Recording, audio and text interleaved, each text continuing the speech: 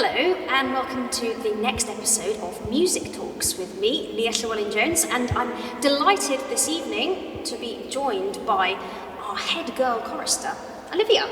And we're going to have a little chat today so that you can perhaps understand a little bit more of what it might be like to be a Cathedral Chorister here at Gloucester Cathedral. So, Olivia, where did it all start for you here then, your journey as a chorister? Do you remember? It was a long time ago. I think you were about that big at the time. Yeah, so it all started in September 2016, and I was one of the original Girl Choristers here, and it was a jump into music for me. It really was. It was starting my music career, and you know it's been the setup for some of my bestest friends ever. So. Oh, that's amazing. That sort of social side of it. And had you done very much music before that then? Really not much, actually. I'd started piano when I was 6. No, I literally just started piano and cello, pretty much.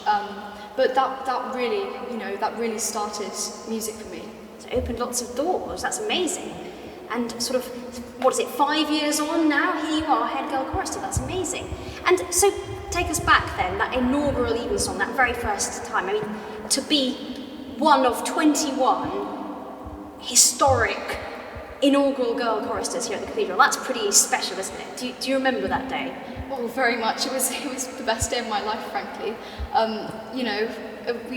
Singing in the Cathedral was absolutely amazing, and it really inspired me to be who I am today and to take on music. And I remember it being very very stressful. But it was very enjoyable as well. I really enjoyed the music. But yeah, it was amazing. That's really great to hear. And sort of thinking about life as a chorister then, 5 years, you've been going at it for a very long time, so you're very experienced. What's it like sort of day to day?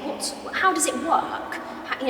People will think of choristers as just sort of standing there looking angelic, wearing their red cassocks and immaculate white surplices and that. But a lot goes on behind the scenes, doesn't it? So tell us a little bit about that. Yeah, so, not being a King's Hall girl, I do 2 rehearsals a week. So I go in on Monday and Wednesday, and it's very busy, very, very jam-packed, full of new repertoire. They're very busy, and we learn lots of new music, and we learn a lot about theory as well. But yeah, it really sets us up for the week, gets us going on a Monday. So. And you mentioned the other side of it there, the friendship side.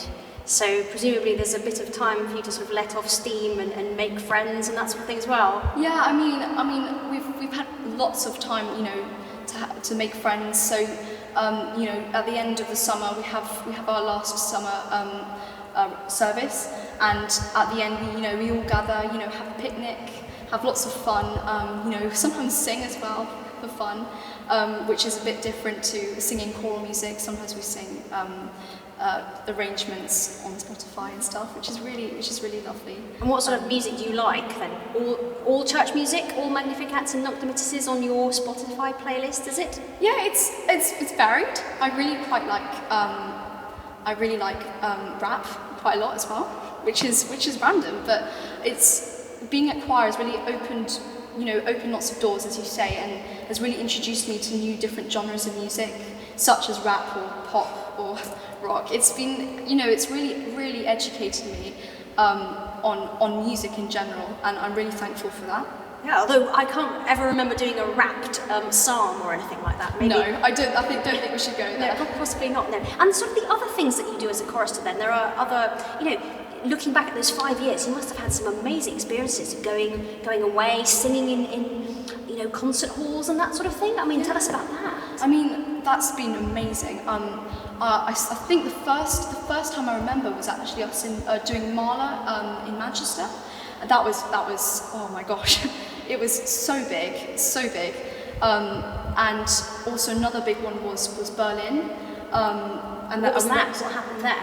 Yeah, we went to Berlin for, was it 4 days or so, and we sang with the Berlin Philharmonic Orchestra, conducted by, was it Simon Halsey? That's right. That was very inspiring, and it was yeah, it was very, very big at the time for me.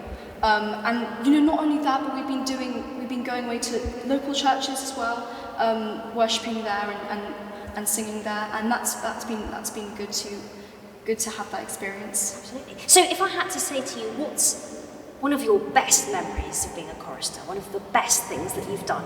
Hard question that, but what would you say? Ooh, that's a really hard one. I remember singing once in Royal when I was 10 years old. That was, it was a magical moment. But I think pretty much every single time I come to choir, I think that's a magical memory for me made. That's amazing to hear. Really great. And if somebody said to you now, oh, I'm thinking about being a chorister, don't know, not sure, what would you say to them? I'd say definitely have a go. It's really, as I said before, it's really set me up for music, and you know, you make the best of friends, you make lifelong friendships, and you experience amazing experiences, such as Berlin for me. But yeah, I'd say definitely join now. It would be great. So thank you so much for joining us for this episode of Music Talks. Hope you've enjoyed hearing about the life of a chorister, and hope to see you again soon.